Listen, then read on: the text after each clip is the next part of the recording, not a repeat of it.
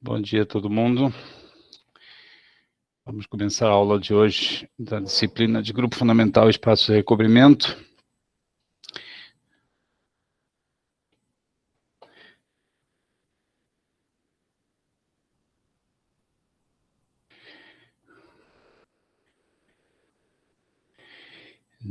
Quero só lembrar que no final da aula passada, na parte final do curso da aula passada, nós começamos a trabalhar esse resultado, esse teorema, que afirma que o grupo fundamental do círculo é isomorfo ao grupo aditivo dos inteiros.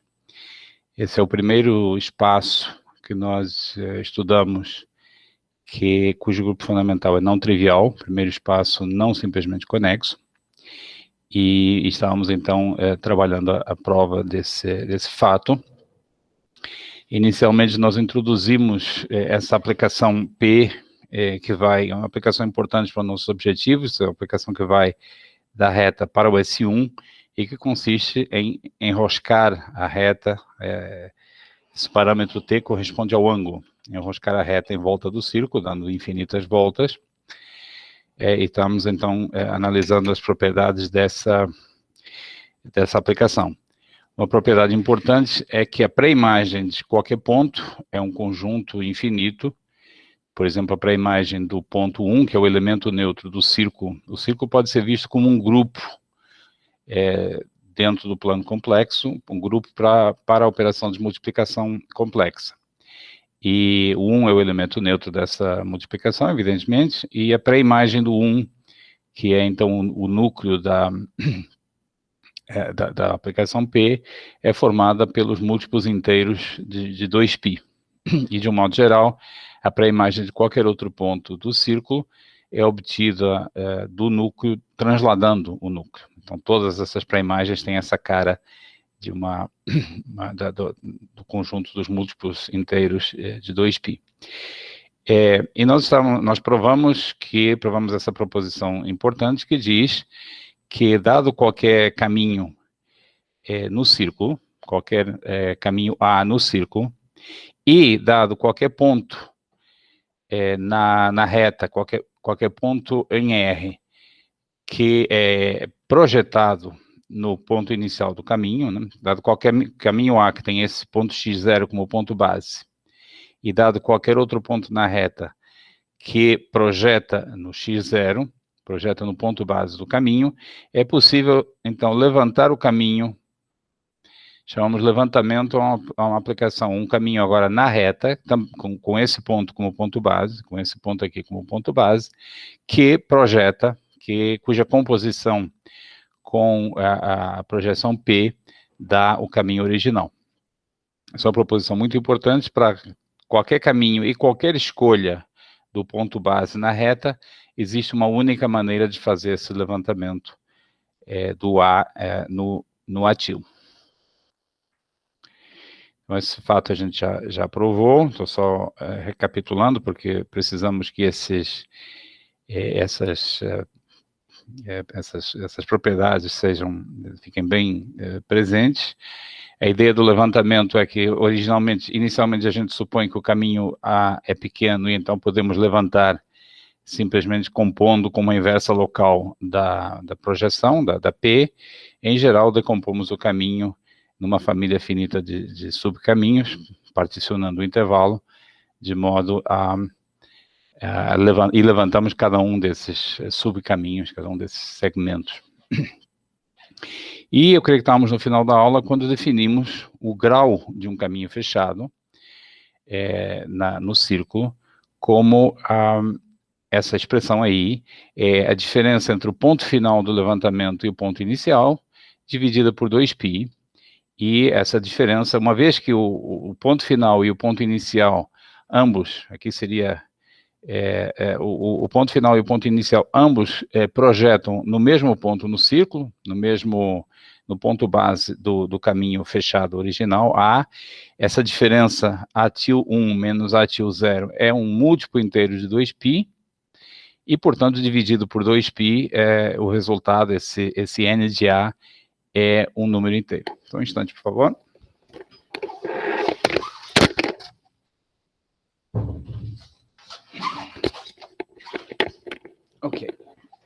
Então, esse n de A é, por construção, o número inteiro. A maneira de entender esse n de A é a seguinte: quando você tem um caminho no círculo, a gente pode pensar que ele dá um certo número de voltas ao círculo, as quais podem ser em sentido horário ou anti-horário, então há um sinal no número de voltas, e o n de A é o número de voltas que o caminho dá ao círculo, o número de voltas líquido, no sentido de cada vez que você anda em sentido horário, você cancela o movimento no sentido anti-horário. Se você descontar isso com sinal, o que você obtém é esse número de voltas n de A, tá? Mas a definição está aí, é uma definição precisa, que não depende dessa interpretação intuitiva que eu estou dando, e também não depende da escolha do levantamento A, do levantamento ATIL. A razão é que dois levantamentos diferentes a diferença entre eles, se você tomar dois levantamentos distintos, a diferença entre eles é uma constante. De fato, é um múltiplo inteiro de 2π, mais uma vez, e portanto, quando você subtrai ATIL de 1 menos ATIL de 0, essa diferença não depende da escolha do levantamento, tá? Então, essa é a função grau de um caminho fechado, interpretado como o número de voltas que o caminho dá em torno do círculo. Eu vou enunciar aqui algumas propriedades, a gente vai passar algum tempo provando algumas propriedades dessa função. Observem, é uma função que está definida no conjunto dos caminhos fechados do círculo, tá? Esse é o domínio da função, o conjunto dos caminhos fechados no círculo, e toma valores no conjunto dos números inteiros, tá? E ela começa por ter uma propriedade muito legal, algébrica, que é que o grau da multiplicação de dois caminhos é a soma dos dois graus dos dois caminhos. Isso aqui é coerente com a interpretação intuitiva, tá? A multiplicação AB é o caminho A seguido do caminho B. E aí, intuitivamente, é mais ou menos claro que se o A dá um certo número de voltas, ao círculo, e se em seguida você percorrer o B, que também dá um outro número de voltas ao círculo, a concatenação dos dois dá um número de voltas que deveria ser a soma. Tá? Então, é coerente com a nossa interpretação intuitiva desse grau do número de voltas. Segunda propriedade, se o A e o B são livremente homotópicos, então, que existe uma homotopia que não se preocupa em preservar o ponto base, então, o grau dos dois caminhos é igual. Por maioria de razão, isso é verdade se o A e B forem homotópicos relativamente ao ponto base, tá? Porque ser livremente homotópicos é mais geral, tá? Então, em particular, dois caminhos fechados A e B na mesma classe de homotopia têm o mesmo grau, o que já indica que, de fato, essa função que nós definimos no conjunto dos caminhos vai poder ser definida no grupo fundamental também, vai poder ser definida no quociente, no conjunto das classes de homotopia, que é o grupo fundamental. Tá? A coisa que é legal é que a recíproca também vale. Se dois caminhos têm o mesmo grau, então eles são livremente homotópicos. Tá? Também vale a recíproca. Além disso, também há um enunciado, uma recíproca, falando de homotopia relativa. Se você tem dois caminhos com o mesmo grau e fechados, né? Todos os caminhos aqui são fechados. Se você tem dois caminhos A e B com o mesmo grau e eles têm o mesmo ponto base, então eles são relativamente homotópicos. Eles são homotópicos no primeiro sentido que a gente considerou. Eu preciso supor que eles têm o mesmo ponto base, porque senão não faz sentido falar em homotopia relativa ao ponto base. Tá? E, finalmente, se você escolher qualquer ponto base x0 e qualquer número inteiro, existe um caminho fechado no círculo, existe algum caminho que tem o x0 como ponto base e tem o k como grau. Tá? Você pode realizar todos os graus possíveis, todos os inteiros, e pode realizar isso com caminhos admitindo qualquer ponto base que você queira fixar, tá bom? Então, o que essa proposição vai, a gente vai gastar algum tempinho aqui provando cada um desses itens, e o que essa proposição vai permitir é, em primeiro lugar, definir o grau, não como uma função no espaço dos caminhos, mas sim como uma função no grupo fundamental. Tá? E dessas 5 propriedades, nós vamos observar que a aplicação grau definida do grupo fundamental no conjunto dos inteiros é um isomorfismo. E é dessa maneira que a gente prova que o grupo fundamental do círculo é isomorfo ao grupo dos inteiros, ao grupo aditivo dos inteiros. Por exemplo, a primeira propriedade vai nos ajudar a mostrar que o grau é um homomorfismo de grupo. Ele transforma a operação do grupo fundamental, que é o produto, que é a multiplicação, transforma a multiplicação de caminhos na soma de números inteiros. Então, ele é um homomorfismo de grupo, será, quando estiver definido no grupo fundamental, entre o grupo fundamental e os inteiros, tá bom? Então, vamos lá provar cada uma dessas 5 afirmações. Vamos supor que... Então, eu repito aqui os enunciados. Se A e B têm o mesmo ponto base, então N de AB é igual a N de A mais N de B. Isso, como eu já sugeri, isso é quase que uma obviedade. Você tem, então, 2 caminhos definidos, só uma aplicação da definição. Você tem 2 caminhos definidos no círculo, tá? 2 caminhos, talvez eu deva fazer uma figura menor. Tem 2 caminhos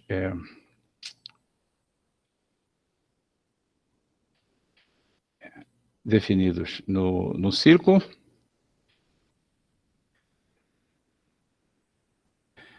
Não. Caminhos A e B. E a gente faz digamos, com o mesmo ponto base aqui, a gente faz o levantamento, tem o ATIL é um levantamento do A e o BTIL é um levantamento do B. A gente começa por levantar o ATIL, eu vou fazer uma figura aqui meio fake, só para sugerir, a gente começa a levantar, por levantar o ATIL, e obtém então um caminho lá na reta, vamos dizer assim, esse é o ATIL, que começa no ponto que eu escolhi, não importa qual é um ponto base que eu escolhi, um caminho qualquer, um levantamento qualquer, e termina naturalmente num ponto que projeta no x0, porque o A lá embaixo é um caminho fechado, tá? Em seguida, a gente pega o B, o caminho B, e levanta, mas espertamente levanta a partir desse ponto base aqui, tá? Levanta com essa condição. Vamos tomar como ponto inicial do BTIL o ponto final do A, do ATIL, que a gente pode, porque é um ponto que projeta em x0. Então, daqui a gente levanta o B e obtém um BTIL, que é com essa cara. Então, aqui está ATIL de 0, ATIL de 1 igual a BTIL de 0, e aqui está o BTIL de 1. Claro que eu fiz os 2 levantamentos subindo, mas eles podem descer, enfim, né, é só um exemplo. Então, o que é o caminho, o que é o grau do AB? O que é N de AB? É a diferença entre o ponto final do AB e o ponto inicial. Tá? É isso que está escrito aqui, é a diferença entre o ponto inicial e o ponto final dividido por 2π. Mas o ponto final do AB, do ATIL, BTIL, é o ponto final do BTIL. Tá? Esse que é o ponto final aqui, esse aqui é o ponto final. E o ponto inicial do ATIL, BTIL, é o ponto inicial do A. De acordo? Então, só estou aplicando a definição de que o ATIL, BTIL é o A seguido do B. Tá? Concatenando. Então, o ponto final dele é o mesmo ponto final do BTIL, e o ponto inicial é o mesmo ponto inicial do ATIL. E essa expressão, eu agora escrevo, essa expressão aqui, eu escrevo da seguinte forma: eu subtraio BTIL 0 e somo ATIL 1. Espero que dê para ler, apesar da figura estar sobrepondo. Eu subtraio BTIL 0 e somo ATIL 1. E por que eu posso fazer isso? Porque o ATIL 1 é a mesma coisa que o BTIL 0, tá? Então, a expressão ficou exatamente a mesma. E agora você olha para as duas frações que estão escritas aí e vê que elas são exatamente n de b e n de a, respectivamente. Então, a gente provou dessa forma a primeira afirmação da proposição, tá? Como eu anunciei para vocês, não é uma afirmação muito surpreendente. Eu notei que tem uma pergunta do Rafael Felipe sobre dia 20, que é amanhã. É na quarta-feira, Rafael. É feriado no Rio de Janeiro, então a gente não terá aula, tá? Deixa eu anotar aqui para todo mundo ver. Não haverá aula no dia 20 de janeiro. E se eu não me engano, é amanhã, quarta-feira. Bom, é o dia de São Sebastião, padroeiro da cidade aqui. Isso mesmo, está corrigido, quarta-feira. Então, provamos a primeira afirmação da proposição, vamos agora passar a segunda afirmação. Se A e B são livremente homotópicos, nós temos que eles são o número de rotação, o grau, o número de voltas de A é igual ao número de voltas de B, tá? Bom, a prova, nós separamos em dois casos. Inicialmente, eu vou supor que o A e o B nunca são antípodas, quer dizer, o A de S e o B de S nunca estão em pontos opostos do círculo, tá? Antípoda significa que um deles é o simétrico do outro. Então, vamos supor inicialmente que eles nunca estejam em pontos antípodas do círculo. Eu vou desenhar aqui, por exemplo, o ponto A de 0, e vou marcar aqui, em outra cor, o ponto B de 0. Onde que eu não posso colocá-lo? Eu estou, com a hipótese que eu fiz, eu não posso colocar o B aqui, o B de 0 aqui, tá? Tem que ser em algum ponto que não seja antípoda, por exemplo, esse ponto aqui. Tá certo? Bom, então, é uma suposição que a gente faz inicialmente, que não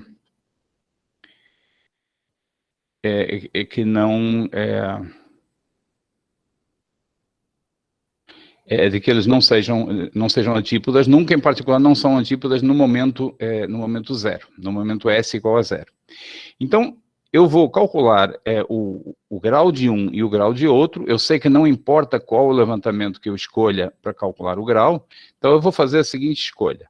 Vou escolher aqui como ponto base do levantamento, como A tilde de 0, um ponto, em princípio, qualquer, mas o importante é que eu vou escolher o B tilde de 0, que fique, são pontos da reta, né? Que fique a distância menor do que π do A tilde de 0, tá? Então, por exemplo, eu não escolho o B tilde de 0 aqui. Seria um perfeito ponto legítimo, porque também projeta no B de 0, tá? Mas eu não faço isso, eu escolho o A tilde de 0 e o B tilde de 0, de modo que eles fiquem a distância menor que π um do outro, tá bom? E aí eu efetuo o levantamento dos dois caminhos a partir desses pontos base, que estão a distância menor do que π, na reta, né? que satisfazem isso aqui. Bom, uma coisa que segue da hipótese é que eles permanecem a distância menor do que π para todo S. E por que isso? Porque se em algum momento o levantamento do A e o levantamento do B estivessem a distância maior do que π, então teriam antes, pelo teorema do valor intermediário, teriam antes que ter passado por um momento em que a distância entre eles seria igual a π. De acordo? Eles começam a distância menor do que π, para alguma vez ficarem a distância maior ou igual do que π, tem que ter um momento em que eles fiquem a distância π. Mas nesse momento em que a distância entre o A tilde S e o B tilde de S é π, se você projeta lá embaixo, você vê que o A de S e o B de S são antípodas. E a gente supôs que eles nunca são antípodas, tá? Então, por causa dessa condição aqui, que eles começam a distância menor que π, e por causa do teorema do valor intermediário, eles permanecem a distância menor do que π para sempre, dado que a hipótese de que A e B nunca são antípodas. Então, os dois caminhos meio que ficam na cola um do outro. Eles vão subindo, você está levantando o caminho, eles ficam sempre relativamente perto um do outro, a distância é finita, no caso, a distância é menor do que π um do outro. Aí você joga essa informação na definição, no cálculo do grau do A e do grau do B. O grau do A é dado por essa expressão que eu estou marcando aqui. Perdão, o grau do A seria... Não, o grau do A é... O grau do A é A_1 menos A_0 sobre 2π. O grau do B, B_1 menos B_0 sobre 2π. Você joga essa expressão ali e você vê que a diferença entre o n de A e o n de B pode ser reescrita dessa forma. Está aqui o A_1 menos o A_0, eu reorganizei um pouco os termos, né? E tem aqui o B_1 menos o B_0. De acordo?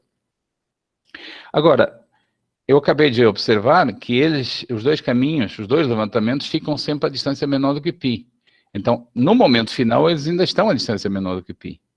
Portanto, essa expressão toda que está aqui dentro de valor absoluto, isso aqui é menor do que π em valor absoluto, e isso aqui é menor do que π em valor absoluto. Eles estão a distância menor que π no início, estão a distância menor que π no final. Essa expressão toda é menor do que π mais π dividido por 2π. É menor que 1, portanto. Tá? O fato de que os dois caminhos ficam na cola um do outro, a distância, a diferença entre o grau de um e o grau de outro é menor do que 1. Como o grau n de A e o grau n de B são números inteiros, dizer que a distância entre eles é menor que 1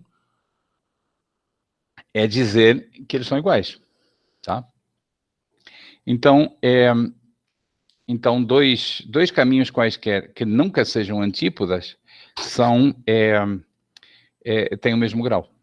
Tá? Porque ao levantar, eles têm levantamentos que ficam colados um no outro.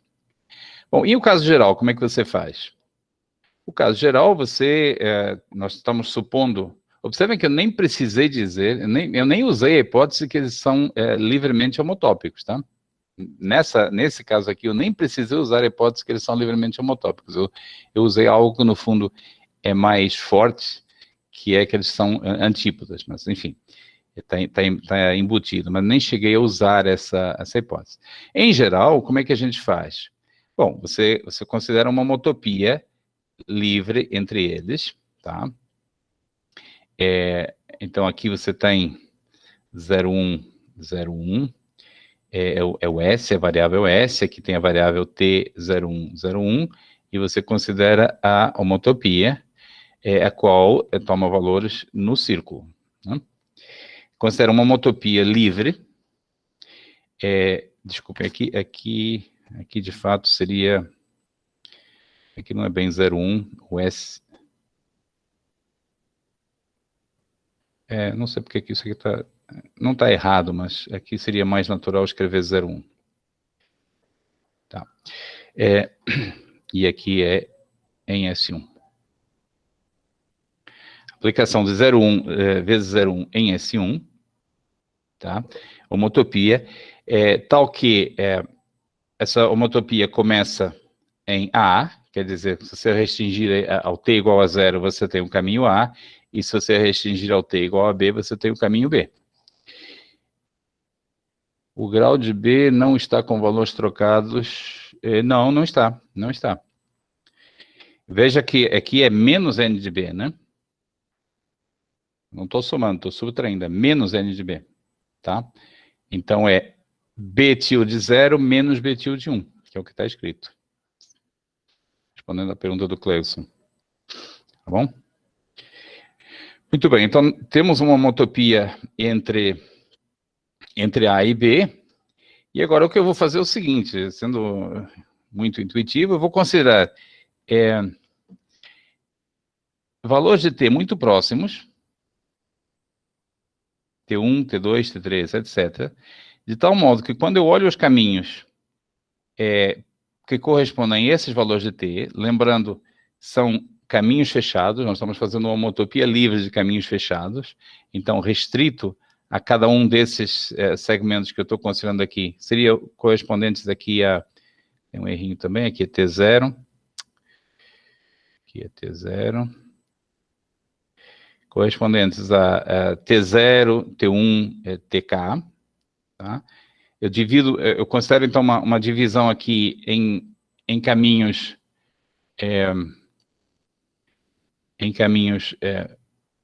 próximos, tá?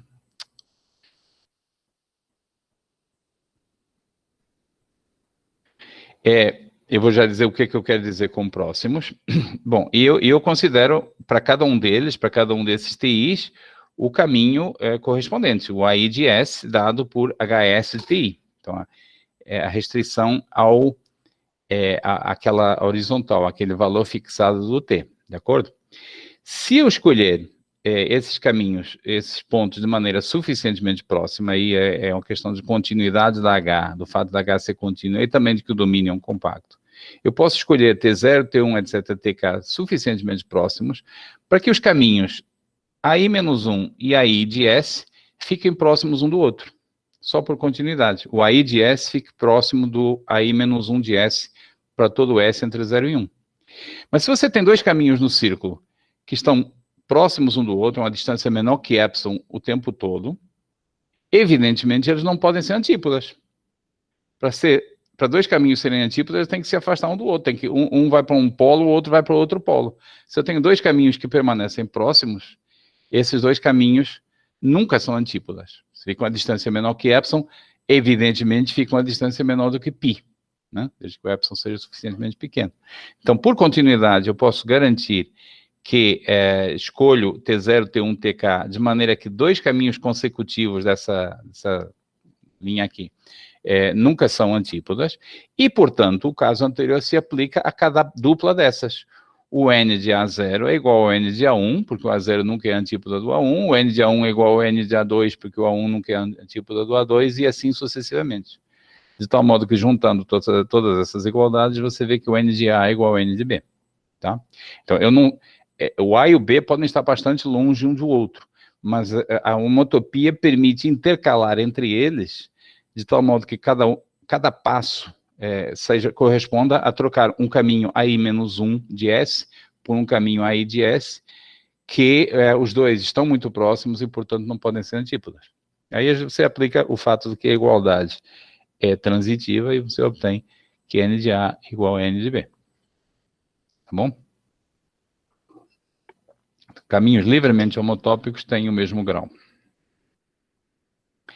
Por outro lado, se dois caminhos N de A dois caminhos satisfazem que o grau é o mesmo, eles são livremente homotópicos. Esse é o terceiro item da proposição. Como é que a gente mostra isso? Então, a gente vai considerar são caminhos livremente homotópicos, eles não têm que ter o mesmo ponto base, tá? Mas, por definição, se nós tomarmos levantamentos ATIL e BTIL desses dois caminhos A e B, nós vamos ter que ATIL de 1 menos ATIL de 0 é 2π vezes o grau, de acordo? E BTIL de 1 menos BTIL de 0 também é 2π vezes o grau sendo o mesmo. Aqui N representa o valor comum, N de A igual a N de B. Tá? A diferença, esses dois levantamentos, o ATIL e o BTIL, têm uma distância entre o ponto inicial e o ponto final que é a mesma para os dois. De acordo? O que a gente vai fazer? Temos esses dois caminhos, ATIL e BTIL, lá na reta, tá? Na espiral, no saca-rolha, lá em cima. Os dois. E os dois estão à mesma distância. Os dois têm a mesma distância entre o seu ponto final e o seu ponto inicial. A gente vai fazer o seguinte, a reta é um espaço muito simples, em particular a reta é um espaço vetorial normado. Então a gente pode, na reta, começar a deslocar o levantamento BTIL até fazê-lo chegar no ATIL, ou o contrário, tá? É simplesmente por translação, levando um deles na direção do outro. E se você fizer isso direito, de modo a pegar o ponto inicial do ATIL e fazê-lo coincidir após a translação no ponto, no ponto final, o ponto inicial do betil, os pontos finais também vão coincidir. Todo o caminho o ponto inicial e o ponto final vão bater. Então, como é que a gente formaliza isso? A gente considera essa homotopia livre linear, que está definida aqui, H-til de ST igual a 1 menos T A-til de S mais T B-til de S. Essa é a homotopia mais simples que tem, que você pode fazer sempre que você está num grupo, num espaço vetorial normado, e aqui tem uma bobaginha, não precisamos desse 1 aqui, no R, tá? Estamos deformando os levantamentos lá em cima, tá? E observem que ao fazer isso, o primeiro fato, H-til de S 0 é o A-til de S, tá? H-til de S1 é o B-til de S, isso é óbvio da fórmula, basta substituir o T por 0 e por 1, portanto isso aqui é uma homotopia livre entre o A-til e o B-til, mas além disso é uma homotopia livre que preserva essa expressão, H-til de 1T, H-til de 1T menos H-til de 0T, você substitui e você vê que é igual a 2πn. Você substitui na fórmula e você vê que é igual a 2πn. O que isso significa? Que ao longo do processo de levar o A-til, isso aqui é meio óbvio, se você parar para pensar, estou fazendo uma conta para verificar o óbvio. Você pegou o caminho A-til na reta, começou a deslocá-lo na direção do B-til, por translação. Tá? Os dois caminhos têm a mesma distância entre o ponto inicial e o ponto final. E eu estou dizendo que no meio, essa distância é preservada, o que é bastante óbvio. Se você está só transladando os caminhos, a distância entre o ponto final e o ponto inicial é sempre igual a 2πn. Tá? O que isso significa? Primeiro, que se você compuser o seu H-til com o P, se você compuser, você tem uma homotopia livre lá em cima entre A-til e B-til. Se você compõe com P, você tem uma homotopia entre o H, é uma homotopia livre entre o H é P composto H-til, é uma homotopia livre entre o A, que é P composto A-til, e o B, que é P composto B-til. Até aqui é uma daquelas propriedades básicas que a gente viu numa das primeiras aulas, talvez até na primeira, tá? Mas a outra coisa é que é uma homotopia livre de caminhos fechados. Isso é importante observar. Você, lá embaixo, que a sua homotopia está o tempo todo com o caminho fechado. Justamente porque em cima, na reta, você tem que a distância entre o ponto final e o ponto inicial é sempre um múltiplo inteiro de 2π. Então, quando você projeta para a reta, lá embaixo você tem que H de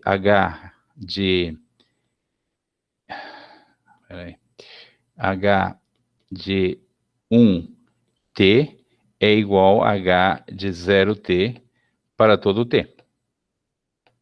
Tá?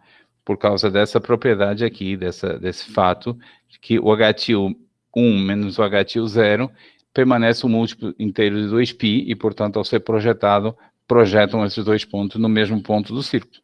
Então, você está fazendo uma homotopia livre, e o que eu estou enfatizando é que é uma homotopia livre de caminhos fechados, que é o que nos interessa, tá bom? Então, acabou a prova. Se você tem dois caminhos cujo grau é o mesmo, então eles são livremente homotópicos, tá?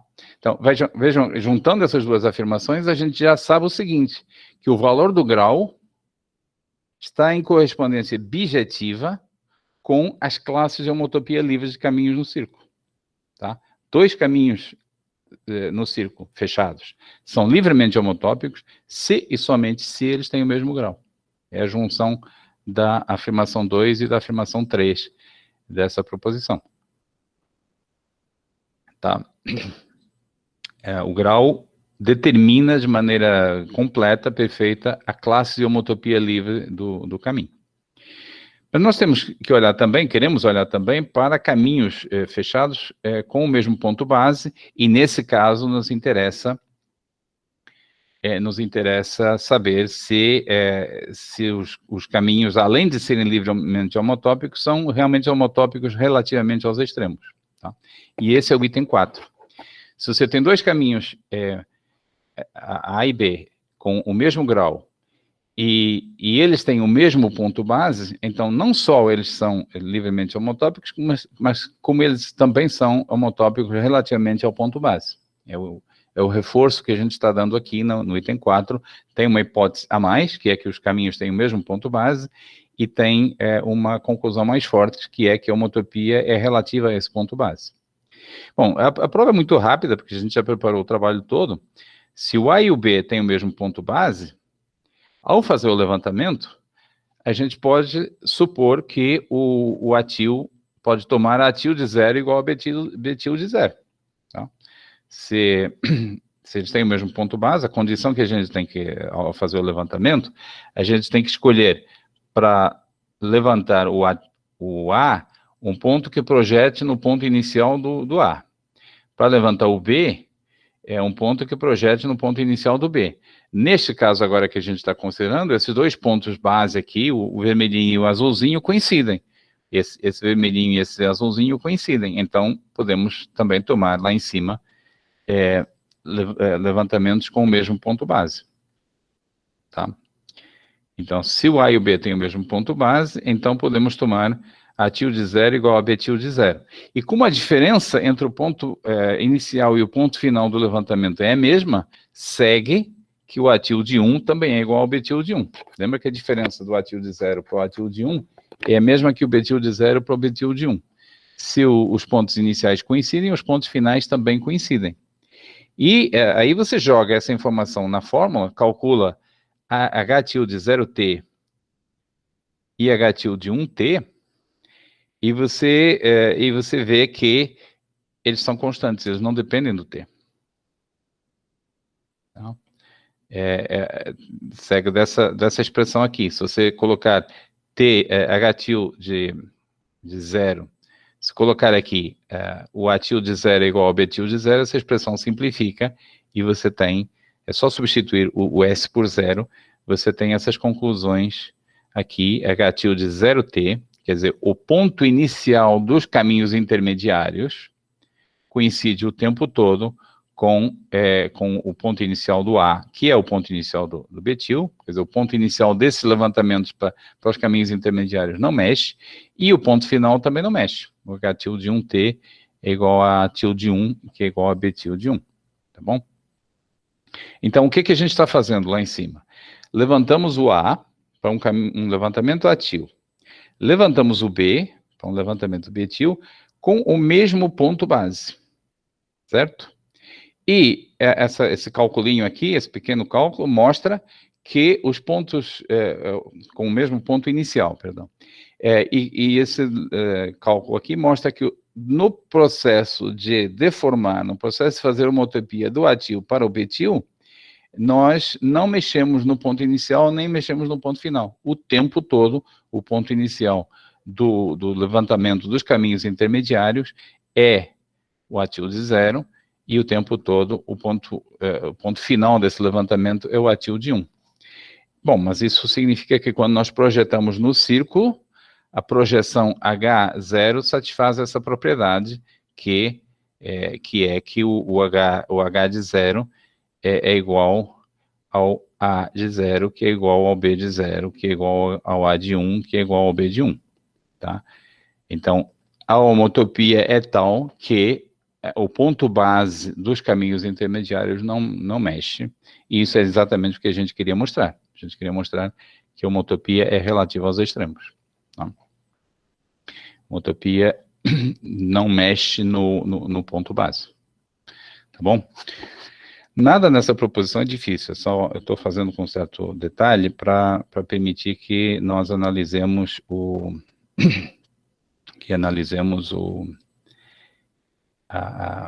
enfim, ganhamos familiaridade com o conceito de grau, mas nada aqui é difícil. Bom, finalmente, o item 5 da proposição afirma que nós podemos realizar qualquer grau por algum caminho, E isso se resolve, se demonstra exibindo o caminho. Você, dado um x0 qualquer no círculo, dado um x0 qualquer no círculo e um k qualquer nos inteiros, você pode fixar, então, você pode fixar lá na reta um ponto qualquer, pode fixar na reta um ponto qualquer que projete no x0, um t0 qualquer da reta, cuja projeção embaixo é o x0, e você considera esse caminho aqui, o caminho dado por essa expressão, tá? O que esse caminho, que propriedade é que esse caminho tem, que nos interessa? Primeiro, o atil de zero é o t0.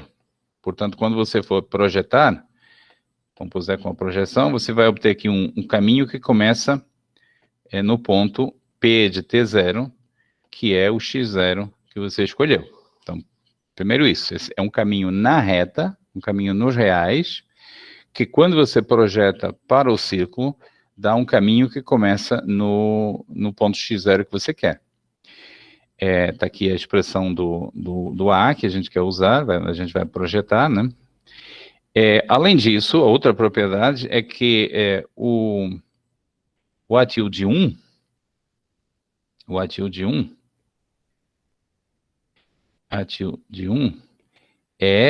de acordo com a expressão, é T0 mais 2πks.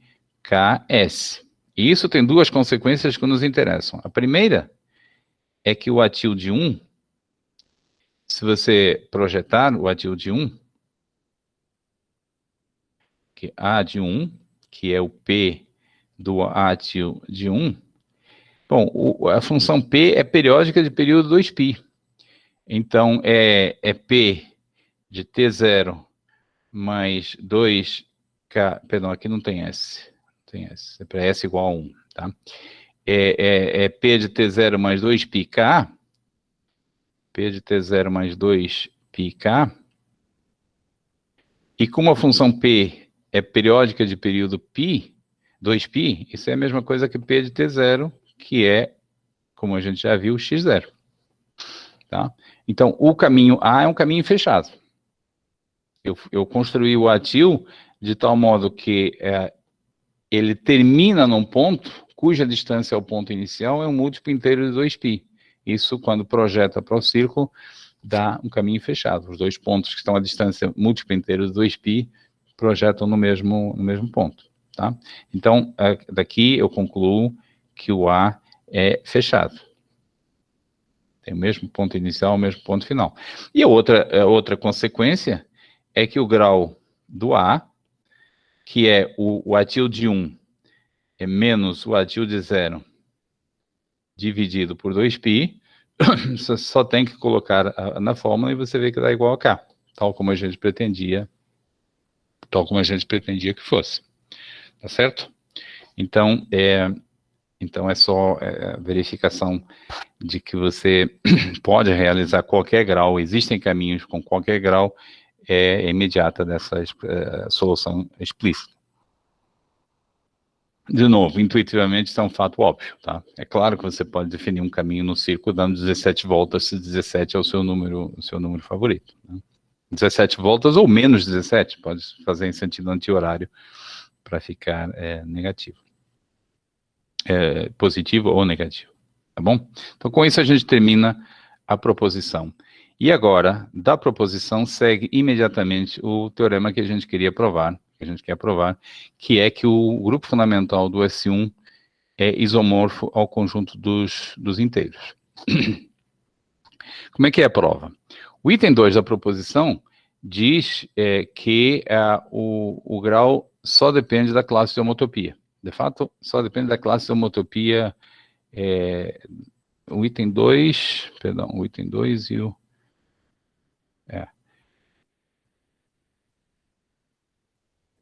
Isso. O item 2 diz que se forem livremente homotópicos, então eles têm o mesmo grau. Em particular, se forem homotópicos, têm o mesmo grau. Portanto, o grau só depende da classe de homotopia do caminho.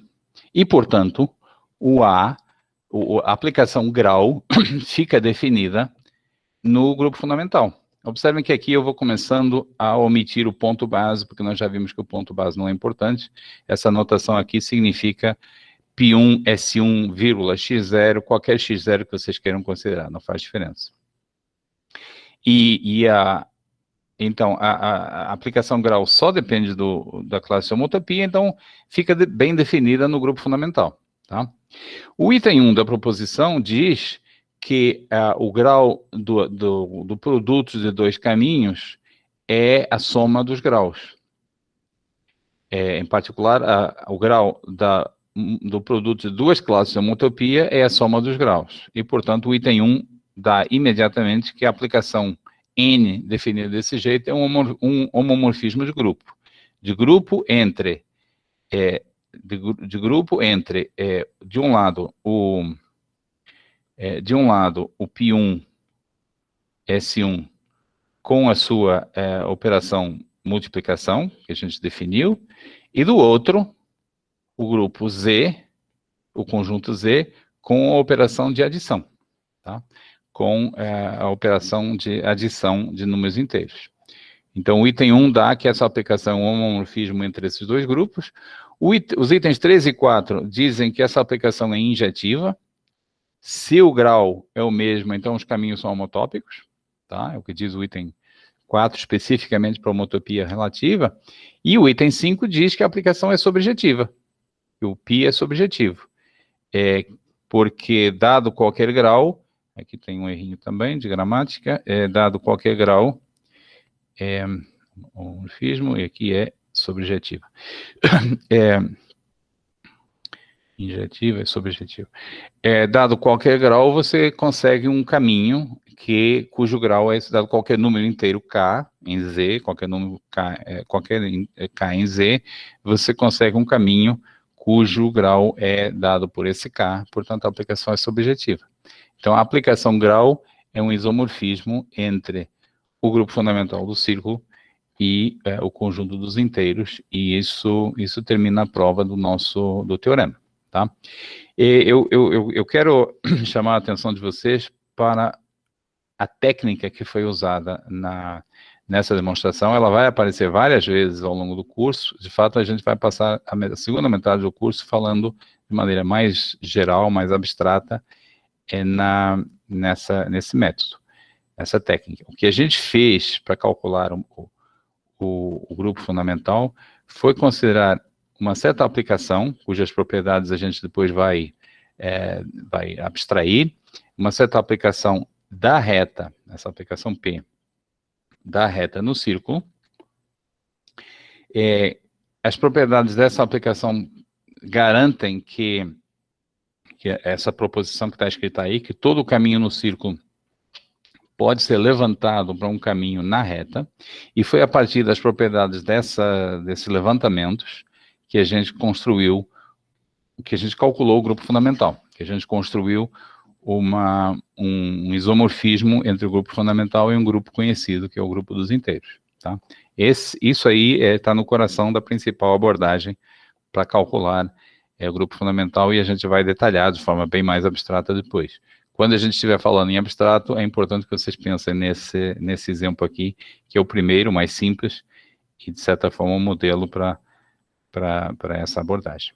Bom, então terminamos a prova do teorema, de que o grupo fundamental do círculo é isomorfo ao grupo aditivo dos inteiros, e em seguida vamos passar um bom tempo retirando consequências, retirando benefícios dessa propriedade, tá? Desse fato. Tá? Vamos obter várias consequências do fato de que o grupo fundamental do círculo é o grupo dos... Eu vou dizer mas é claro que é sempre isomorfo, tá? É o grupo dos inteiros.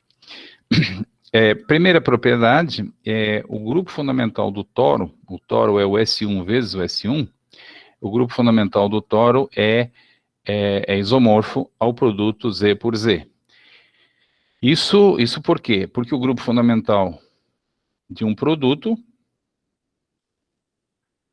é isomorfo ao grupo fundamental, vou colocar igual, mas todo mundo sabe que é um igual no sentido de isomorfo, é igual ao produto dos dois. Isso é um fato geral que eu acho que eu não provei, mas enunciei, dei a referência para o livro do professor Alan, onde essa proposição está aprovada. Tá? Isso é um fato geral.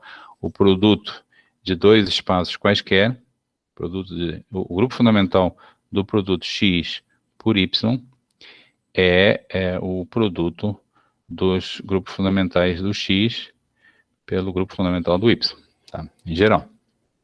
Portanto, o toro também não é um grupo, também não é simplesmente conexo, tá? Nosso segundo exemplo de espaço simplesmente conexo. Outro exemplo, o toro sólido, S1 vezes B2. O que é S1 vezes B2? Vou tentar fazer uma figura aqui, mas vocês têm que usar um pouco da imaginação. É o toro, é a rosquinha, mas recheada, tá? No item 1, nós temos o toro, que é a superfície da rosquinha. No segundo, nós temos a rosquinha toda, tá? Com o recheio. Esse é S1 vezes B2. E a minha afirmação é que o grupo fundamental do S1 vezes B2 é isomorfo a Z. Como é que você prova isso? Bom, o B2 é contrátil. B2 é a bola no plano, no R2. B2 tem o tipo de homotopia, é contrátil.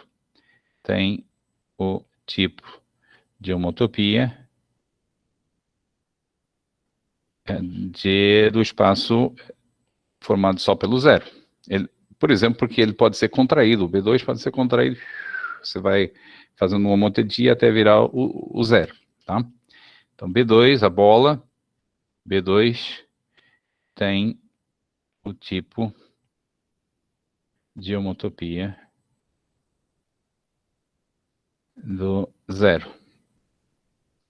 E, portanto, o S1 vezes B2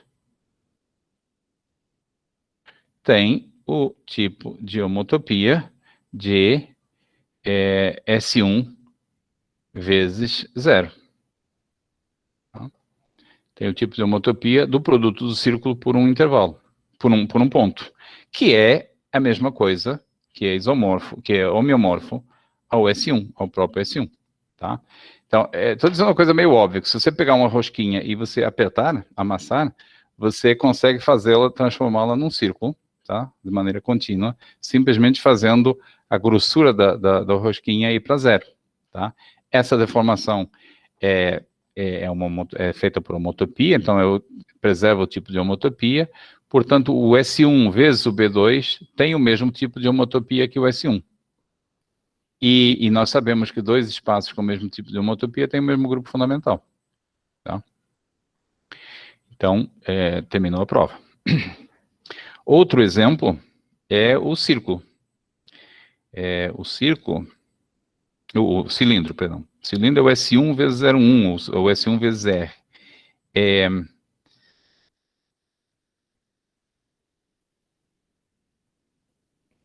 Tá? De novo, o 0,1 é contrátil, 0,1, o intervalo, tem o tipo de homotopia, vou só dizer que é contrátil, para não ter que escrever muita coisa. É contrátil, tá? Ele tem o mesmo tipo de homotopia de um ponto, você pode contraí-lo no ponto 1,5, por exemplo, e, portanto, isso segue que o cilindro S1 vezes 0,1 tem o tipo de homotopia,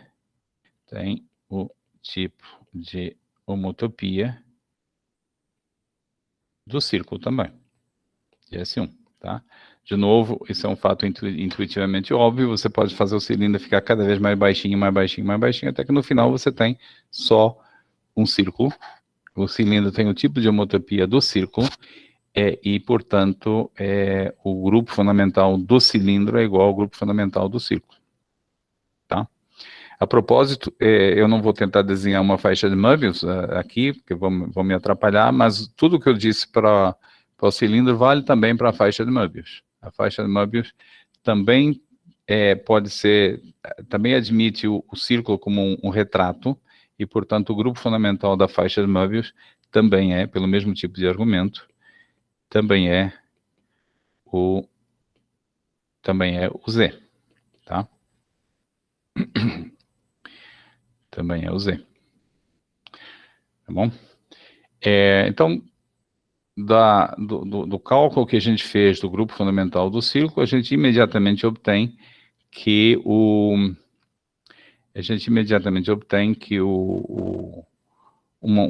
grupo aqui, um conjunto de espaços que não são simplesmente conexos e portanto, não são contráteis. Outra observação que vale a pena enfatizar é isso aqui, que também segue.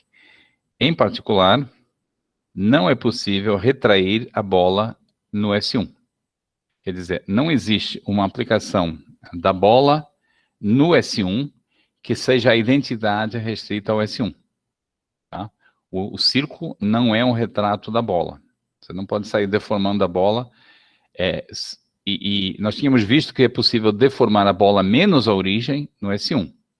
O círculo é um retrato da bola menos a origem, mas não é um retrato da bola toda. E por que isso? Porque se o círculo fosse o retrato da bola, teria o mesmo grupo fundamental que a bola. Ora, o grupo fundamental do círculo é o Z, e a bola, por ser um espaço contrátil, tem grupo fundamental trivial. Tá? Então, não existe uma retração, não pode existir uma retração não pode existir uma retração da bola no círculo, porque π1 da bola é trivial, é formado só pelo zero, e o grupo fundamental do círculo, como a gente viu, não é trivial, ele é o grupo dos inteiros, tá bom?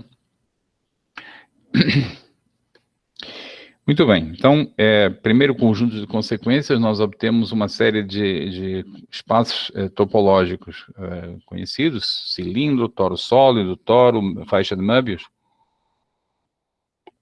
que não são simplesmente conexos e, de fato, nós podemos calcular o grupo fundamental deles a partir do grupo fundamental do próprio círculo. E temos essa propriedade importante, que eu vou usar em seguida, que não há uma retração da bola no seu bordo. Você não pode pegar a bola e sair deformando de maneira contínua para terminar. Você não pode enviar perdão, corrigindo, não pode enviar a bola no círculo de maneira contínua por uma aplicação. Você pode mandar a bola no círculo. Isso você pode fazer, basta pegar a aplicação definida na bola constante igual ao ponto 1. É uma aplicação da bola no círculo. Mas o que eu estou dizendo é que você não pode fazer uma retração.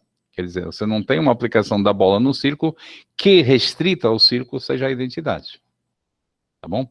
Retração tem essa condição extra. É uma aplicação contínua que restrita ao subespaço seja a identidade. E isso não existe porque implicaria que o grupo fundamental de um e de outro são iguais e eles não são. Outro fato que segue da proposição é que o grau define uma bijeção do conjunto das classes de homotopia de aplicações contínuas, do círculo no círculo, no conjunto dos inteiros. Tá? O grau nos dá uma representação, uma maneira de ver as classes de homotopia de aplicações do círculo no círculo no conjunto dos números inteiros. Isso não carece de prova, carece só de uma pequena explicação. Falar de classes de homotopia de aplicações do círculo no círculo é uma observação que eu já fiz aqui numa aula passada. Aplicações do círculo no círculo é a mesma coisa que caminhos fechados no círculo. Uma aplicação definida no círculo é a mesma coisa que uma aplicação definida no intervalo 0,1 com valores iguais nos extremos. Então, classes de homotopia de aplicações do círculo no círculo é a mesma coisa que classes de homotopia livre de caminhos fechados no círculo, tá? Aqui eu preciso acrescentar a palavra livre, porque, lembrando, para caminhos nós usamos até mais homotopia relativa, mas nada disso aqui envolve homotopia relativa. Bom, as classes de homotopia de caminhos fechados, livres de caminhos fechados, é a mesma coisa que o grupo fundamental. Está em bijeção com o grupo fundamental. Por que isso? Porque nós provamos que quando o grupo fundamental é abeliano, as classes de homotopia livre estão em correspondência com as classes de homotopia relativa. Quando o grupo é abeliano, proposição provada semana passada, talvez exatamente uma semana atrás, quando o grupo fundamental é abeliano, que é o caso aqui, porque nós já vimos que é o Z, né? O Z, o grupo aditivo dos inteiros é um grupo abeliano. Quando o grupo é abeliano, o conjunto das classes de homotopia livre é igual ao conjunto, está em bijeção com os conjuntos, com as classes de homotopia relativa, de caminhos fechados, tá? 0, 1 em S1. E isso aqui porque o grupo é abeliano. Tá? Porque o grupo π1 é abeliano. Tá? Então, está em correspondência bijetiva com o grupo fundamental, tá? Com o π1 de S1, o qual, como nós vimos, é isomorfo ao conjunto dos inteiros. Tá? Então, fica definida uma relação, uma bijeção entre um espaço e o outro.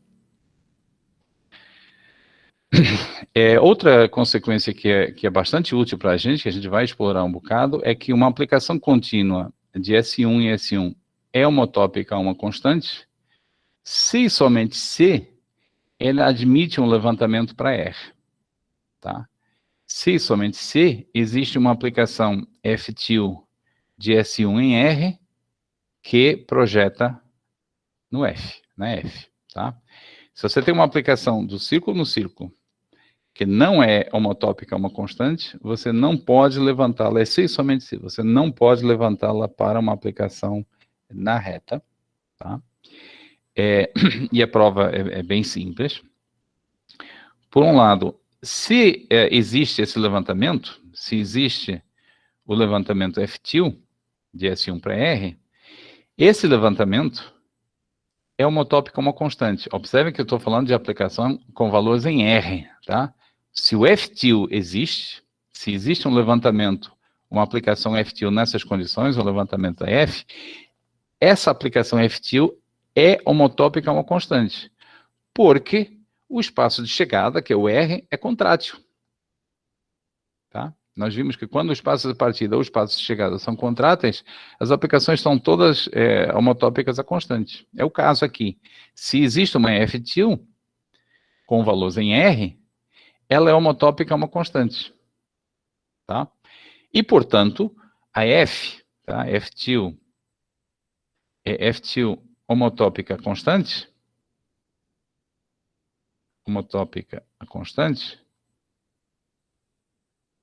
implica que P composta F-til é homotópica a constante,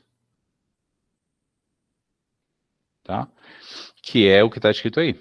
Se a F-til existe, você tem uma homotopia dela na reta, porque lá todo mundo, na reta, por ser contrátil, todo mundo, por ser um espaço vetorial normado, todo mundo é homotópico, você usa essa homotopia, compõe com a P e obtém uma homotopia da F com a constante. Tá? Então, para poder levantar uma aplicação de S1 em S1 para uma aplicação de S1 na reta, é necessário que a aplicação F inicial seja constante. Por outro lado, se você tem se você considerar a F como um caminho fechado, como eu já observei, qualquer aplicação do círculo pode ser pensada como uma aplicação como um caminho fechado, uma aplicação do 0,1 no 0,1 que tem o mesmo valor nos extremos, você pode levantar a F-til, pode levantar a F a um caminho de 0,1 em R. Tá? Agora, eu não estou dizendo que esse F-til é um caminho fechado. Tá? Se for um caminho fechado, será uma aplicação definida em S1. Mas, em princípio, é só um caminho. Quando você levanta o caminho fechado do círculo para a reta, você obtém um caminho lá em cima. O ponto inicial e o ponto final não são necessariamente os mesmos. Agora, se você está supondo que f é uma tópica constante, então o grau da f é igual ao grau da constante, que é 0. Tá? Então, vamos parar para respirar aqui. Agora eu quero mostrar que se a f é uma tópica, uma constante, então ela realmente levanta para uma aplicação f-tilde de S1 em R. Então, comecemos. Eu olho a f como um caminho fechado, maravilha, uma aplicação de 0,1 no círculo que vale o mesmo nos extremos. Eu levanto esse caminho, obtenho um f-tilde, que é um caminho lá na reta, mas eu não estou dizendo ainda que é um caminho fechado, tá? Eu não sei. O levantamento de um caminho fechado não tem por que ser fechado. Mas como a gente está supondo aqui que f é uma tópica uma constante, isso quer dizer que ela tem grau 0. Tá? Ela tem o mesmo grau que a constante. E dizer que ela tem grau 0 significa que o f-tilde de 0 é igual a f-tilde de 1. Significa que o levantamento de fato é um caminho fechado. Que a distância entre o ponto inicial do levantamento e o ponto final é 0. Então o f-tilde também é um caminho fechado. E, portanto, o f-tilde pode ser visto como uma aplicação de S1 em R. Tá? Então isso aqui prova a recíproca dessa afirmação. Tá bom? Vamos guardar essa recíproca, porque eu vou usá-la em seguida. Uma aplicação do círculo no círculo é homotópica, uma constante, se e somente se ela pode ser levantada como uma aplicação do ciclo no R. Levantada como caminho, sem exigir necessariamente que o ponto inicial e o ponto final do levantamento coincidam, não precisa da suposição de que é homotópica constante. De fato, vai acontecer se e somente se a f for homotópica uma constante.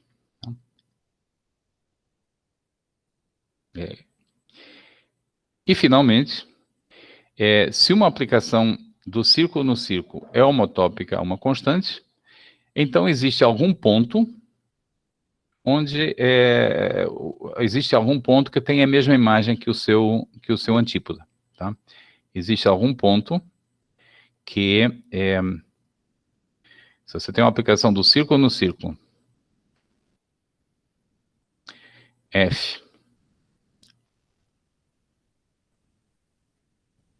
tá? Então, a aplicação do círculo no círculo, que é homotópica a uma constante, então, a afirmação é que existe algum ponto aqui no S1,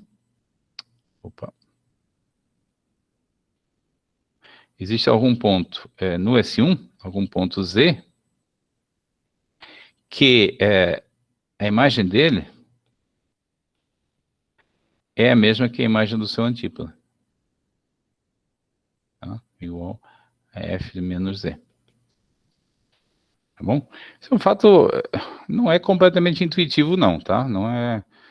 Primeiro porque é difícil de ter uma ideia intuitiva do que significa ser homotópico uma constante, claro, né? Mas veja que é uma coisa interessante, se a aplicação homotópica é uma constante, ela não é injetiva, para começo de conversa, mas mais do que isso, de fato você pode encontrar um ponto tal que o antípoda tem a mesma imagem. Como é que é a prova disso? Você tá então considerando uma aplicação do círculo no círculo homotópica uma constante. De acordo com o item anterior, se você tem uma aplicação que é homotópica uma constante, existe um levantamento, existe um f-tilde, levantamento, definido como aplicação do círculo no círculo. Tá? Então, tome esse levantamento, f-tilde, aplicação do círculo no círculo, que levanta a f. E aí defina, observação, f-tilde toma valores em R, tá? Vamos notar que f-tilde está tomando valores em R. Defina, a partir da f-tilde, a função g de S1 em R, dada pela diferença entre o f-tilde de z e o menos f-tilde de menos z. Faz sentido isso? Faz sim, porque f-tilde toma valores reais, tá em R, eu posso subtrair, tá? Então, essa função, essa nova função g, que é a diferença do levantamento f-tilde no ponto z e no ponto menos z, ela tem a propriedade que é uma função ímpar. G de menos z é igual a menos g de z. Isso é claro, né? Quando você troca os papéis do z com o menos z, você troca o z pelo menos z, que você está fazendo é trocando esses dois valores aqui, e o resultado é simétrico, tá? Então, a G é uma aplicação do círculo no círculo, que é uma aplicação do círculo na reta. G é uma aplicação do círculo na reta, que é ímpar. G de menos Z é igual a menos G de Z, tá? E eu afirmo que, então, necessariamente existe algum ponto onde essa função se anula. Por quê? Porque suponha que você tem um ponto Z, onde a função é zero. Acabou a prova. Tá, ok. Então, pega um ponto Z qualquer e suponha que a função lá não é zero. Suponha, por exemplo, que ela é positiva. Como a G é ímpar, se a função é positiva no Z, é negativa no menos Z. Se for negativa no Z, é positiva no menos Z. Quer dizer, se eu encontro um ponto onde a função é positiva, no seu simétrico, a função tem o sinal contrário. Então, pelo teorema do valor intermediário, existe algum ponto no meio, entre o Z e o menos Z, onde a função se anula. Tá? Talvez eu devesse aqui usar letras diferentes, chamar aqui de W, para não confundir. Tá? Se eu tenho um ponto onde a função é positiva, no seu simétrico ela é negativa. Se eu tenho um ponto onde a função é negativa, no seu simétrico ela é positiva. Em qualquer dos casos, pelo teorema do valor intermediário, no meio, em algum ponto intermediário ao Z e ao menos Z, a função tem que se anular. Então, existe algum W, tal que G de W é igual a zero, mas isso é exatamente o enunciado do item. Dizer que o G é igual a zero é dizer que o F de W é igual a F de menos W. Tá? Então, está provado também esse item. Tá bom? Então, vejam, o enunciado sobre o grupo fundamental do círculo nos permite inicialmente obter grupos fundamentais de outros espaços que estão relacionados com o círculo, como o cilindro, como a própria faixa de Möbius, como o toro, mas também nos permite aqui obter informações sobre aplicações contínuas, propriedades de aplicações contínuas definidas no círculo. Tá? E eu vou usar, em particular, essa última observação para provar um teorema que, a essa altura, com a preparação que a gente fez, com as ferramentas que a gente desenvolveu, é um teorema muito fácil de provar, a prova já tá aí, mas que o enunciado dele é absolutamente não óbvio, e, enfim, precisa dessa maquinária para ser provado. Tá? Então, esse teorema se chama teorema de Borsuk-Ulam, e diz que toda aplicação contínua do círculo no plano, toda aplicação contínua, perdão, não do círculo, da esfera no plano, toda aplicação contínua da esfera no plano,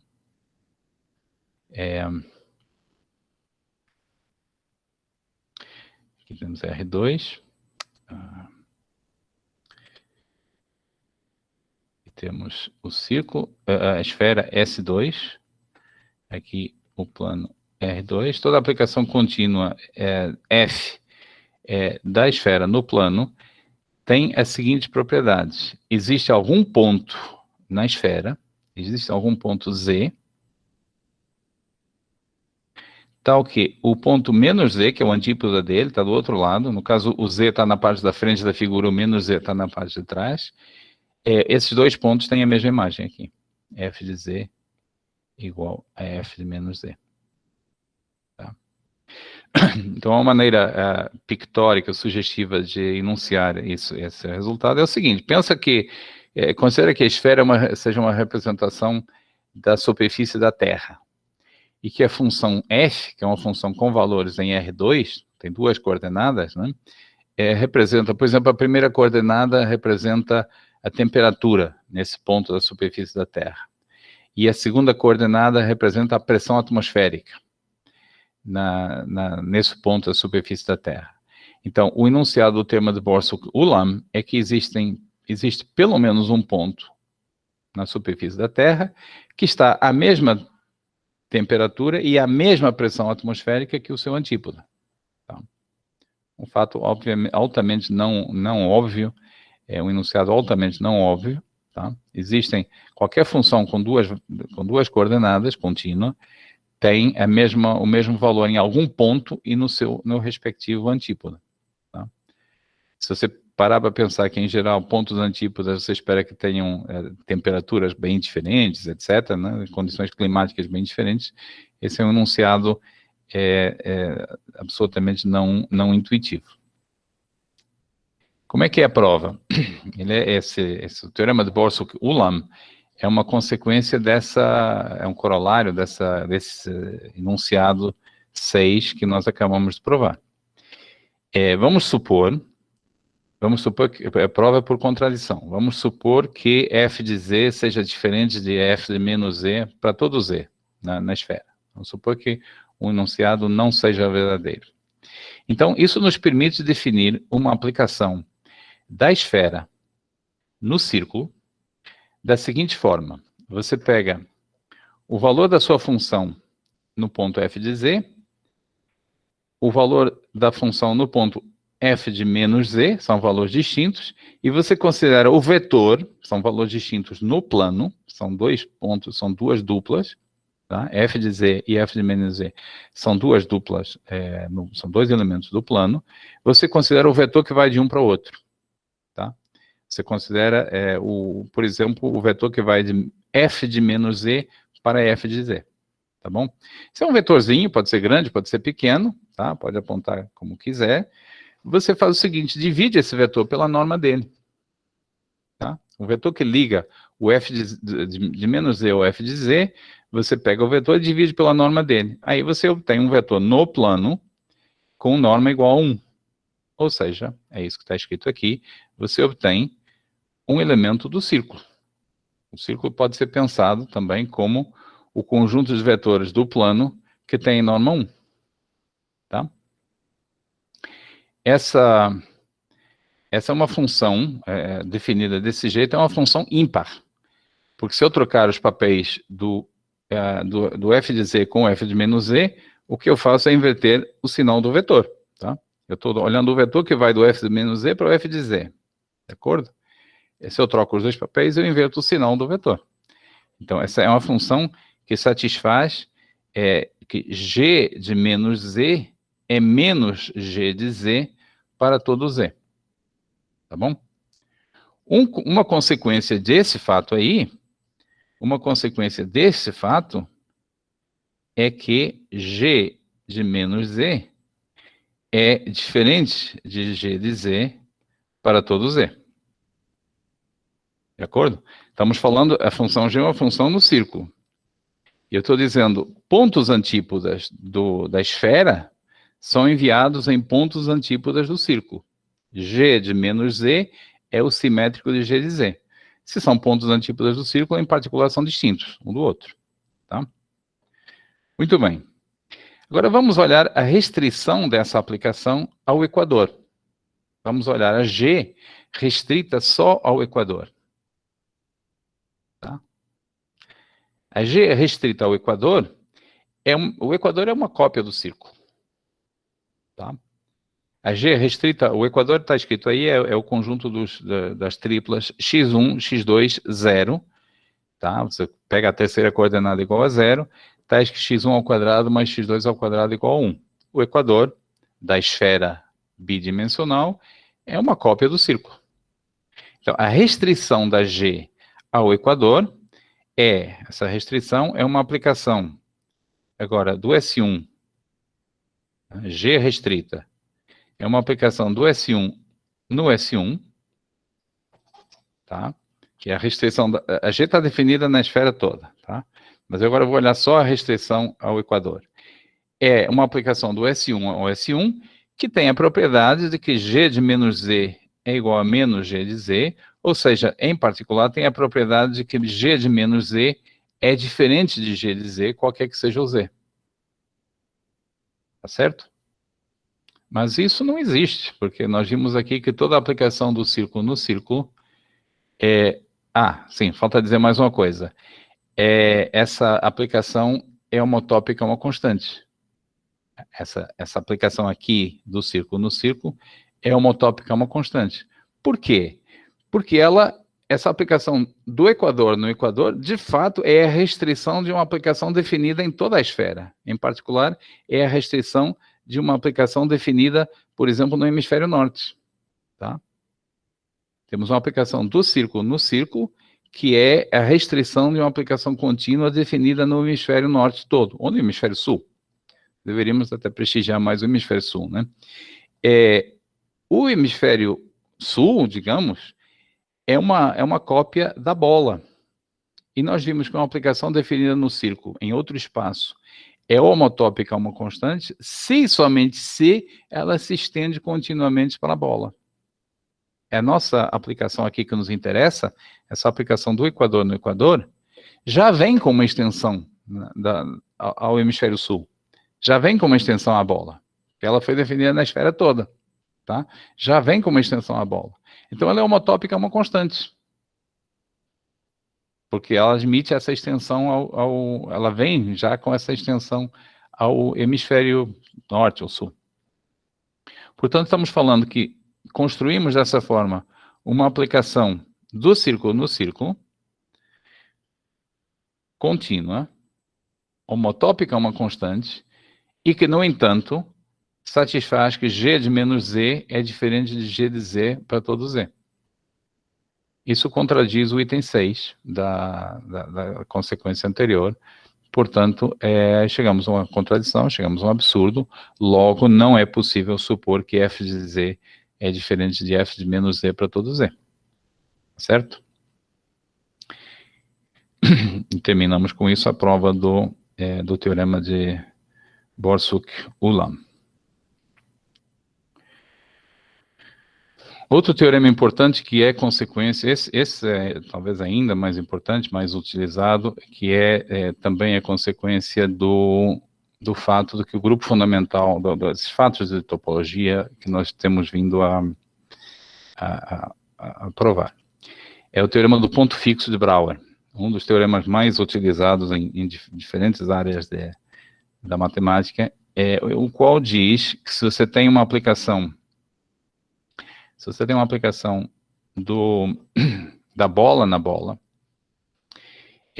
contínua, então necessariamente existe algum ponto da bola que é fixo pela transformação.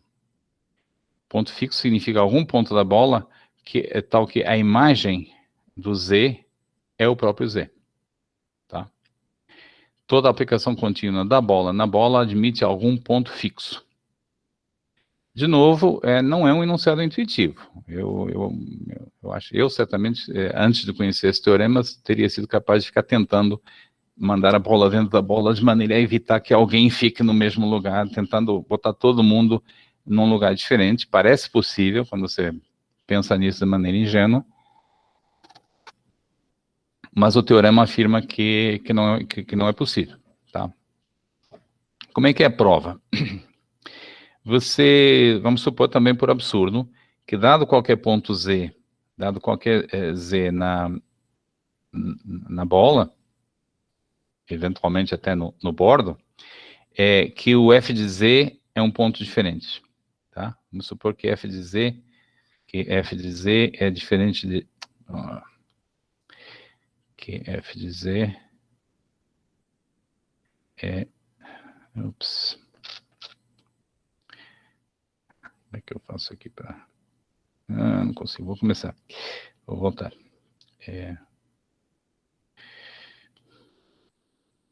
Tá? Vamos supor, então, que dado qualquer ponto Z na bola, o f de Z é um ponto distinto. Tá? Essa é a suposição para chegarmos numa contradição. Bom, então nós podemos fazer o seguinte, nós podemos ligar o f de Z ao Z de maneira única por uma reta, né? E, de fato, por uma semi-reta, começando no f de Z e passando pelo Z. Essa semi-reta assim. Tá? É isso que eu estou representando aqui. É isso que eu estou representando aqui por essa expressão. Semi-reta que tem o ponto f de Z como ponto inicial e o ponto Z como ponto de passagem, tá? E aí ela se estende indefinidamente, e então, necessariamente, essa semirreta intersecta o bordo. Necessariamente, essa semirreta intersecta o bordo da bola, intersecta o círculo, num único ponto, que eu vou chamar R de Z. Tá? Então, dessa forma, eu defino uma aplicação. Dessa forma, eu defino uma aplicação da bola no círculo, tá?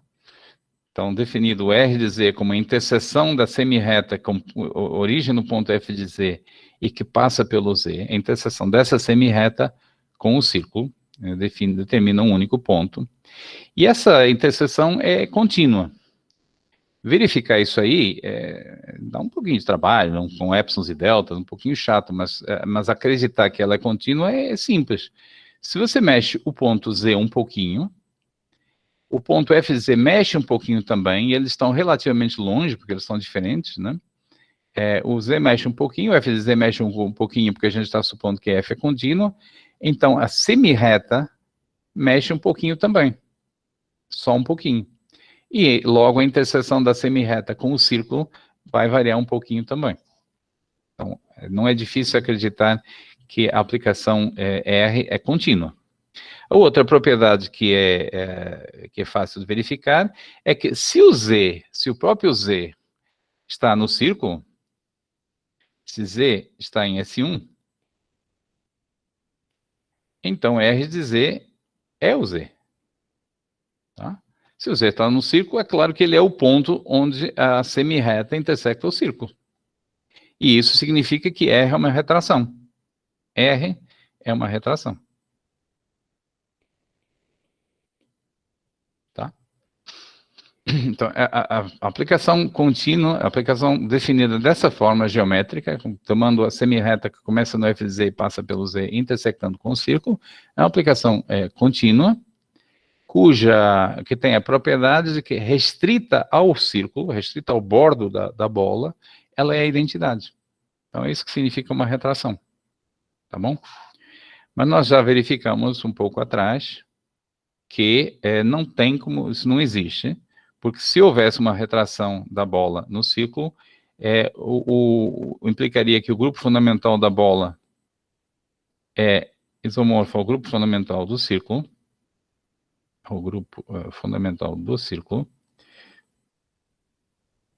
e nós sabemos que isso é uma contradição. Tá? Porque o grupo fundamental da bola é trivial, a bola é um contrátil, e o grupo fundamental do círculo a gente já provou que não é contrátil. Tá bom? Então, dessa forma fica provado o teorema de Brouwer. O teorema de Brouwer é verdadeiro em qualquer dimensão. Se você tem uma bola de dimensão K, okay, por exemplo, a bola no espaço tridimensional, também não existe uma retração dela na esfera que está no bordo. Tá? Mas essas versões em dimensão maior, essas versões em dimensão maior não podem ser provadas desse jeito aqui, porque aqui eu estou usando de maneira importante o fato de que o S1 não é simplesmente conexo. Estou usando de maneira importante que o π1 do S1 é não trivial, é diferente de zero. E nós vimos que as demais esferas, S2, S3, etc., são todas simplesmente conexas. Portanto, esse tipo de argumento aqui não se aplica as generalizações que se aplicam e o enunciado continua verdadeiro. A Noemi está perguntando por que eu sei ainda na observação anterior aqui, por que eu sei que a G é homotópica a uma constante, né? É esse fato aqui que você está questionando, é uma aplicação contínua de S1 a S1 homotópica a uma constante. Né? Ok, então, eu infelizmente não tenho muito mais espaço para desenhar, mas deixa eu tentar, com a cor verde, dar essa explicação. O que a gente está olhando aqui é a G restrita, ela toma valores em S1, é a G restrita ao equador, de acordo? Tá? Observação, essa G restrita ao Equador, eu deveria até usar uma letra diferente, porque a G está definida na esfera toda, tá? Mas eu vou ficar o tempo todo dizendo G restrita. A G restrita ao Equador, eu quero afirmar que ela é homotópica a uma aplicação constante. E o argumento que eu dei, deixa eu ver o que você escreveu aqui. É o que você está dizendo. Essa G restrita ao Equador se estende, já veio estendida à esfera toda. Então, em particular, veio estendida ao hemisfério norte, de acordo? O hemisfério norte é uma cópia da bola. Então, a aplicação que nos interessa, essa G restrita, tem a propriedade de que ela se estende à bola. Se você está desconfortável porque o hemisfério norte é uma bola meio redonda demais, não é aquela bola B2 achatada, você pode fazer exatamente o que você está dizendo. Projetar o hemisfério norte no plano horizontal e pensar nesse hemisfério norte como simplesmente como sendo a bola interior ao Equador, tá? A interseção da bola com o plano horizontal, tá? Você quer ver a homotopia, uma constante? Bom, teríamos que voltar à prova lá. Eu sugiro que você dê uma olhada na prova dessa proposição que a gente provou mais na aula anterior, que é a afirmação de que uma aplicação do círculo em algum espaço é homotópica a uma constante, se somente se ela se estende à bola. Dá uma olhada nessa prova e qualquer dificuldade a gente conversa, tá bom? Só para não repetir algo que já foi feito aqui. Mas, no fundo, o que eu estou dizendo é que, se você acredita nesse enunciado, o fato da bola estar representada pela bola planinha, assim, ou por uma bola meio inflada, que é o Equador, o hemisfério, não faz diferença, tá bom? Qualquer coisa você me fala, se a dificuldade, você ou os demais me falam se a dificuldade persistir, tá bom? Então, vocês veem, eu prometi que as coisas nesse capítulo começam a acontecer e vocês estão vendo aqui dois teoremas não triviais, o teorema de Borsuk-Ulam, teoremas curiosos, com interpretações curiosas, que saem relativamente fácil do uso da informação sobre o grupo fundamental do círculo. Há mais dois enunciados que eu vou apresentar aqui, ambos estão no livro do professor Ellon, mas eu não vou falar da prova especificamente, porque ambos são provados de maneira parecida com o que eu estou fazendo, mas ambos utilizam ideias de equações diferenciais, soluções de equações diferenciais, que eu prefiro não apresentar aqui no curso, sobre existência e unicidade de soluções. Nada muito sofisticado de equações diferenciais, mas como isso sai um pouco fora do escopo, e eu não quero presumir que todos vocês fizeram já curso de equações diferenciais adequado com esse conteúdo, eu prefiro só dar o enunciado dos teoremas. Então, a primeira proposição diz o seguinte: se você tem um campo de vetores diferenciável no classe C1 no plano, e esse campo de vetores admite uma solução fechada, uma órbita fechada, isso quer dizer que você começa em algum ponto, segue o campo de vetores e você volta ao mesmo ponto ao fim de algum tempo, tá? Então, uma trajetória, uma órbita fechada do campo de vetores. Estamos falando de campo de vetores no plano, tá?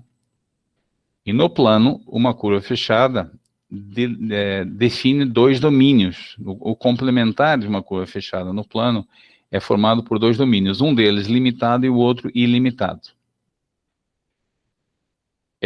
A pergunta da Thaís: para uma retração preservar tipo de homotopia, tem que ser retração por deformação ou só retração mesmo? Só retração mesmo.